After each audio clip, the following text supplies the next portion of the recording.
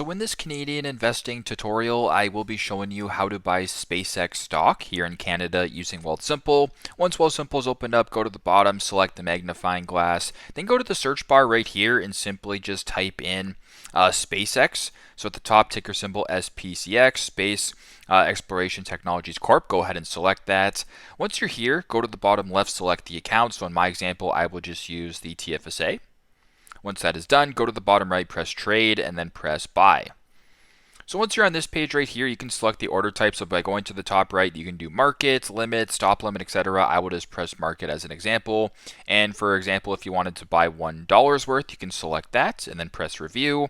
Once you're on this page right here, you can review the transaction. So in my case, it's a fractional buy. My account's in the TFSA. The dollar amount, because it is a US traded stock, there's going to be some exchange. And if this looks good, go to the bottom, press Q order or press buy, and then proceed to the next steps that follow. So that is how you guys can buy SpaceX stock here in Canada using Wealthsimple. Thanks again for watching and hope this helps.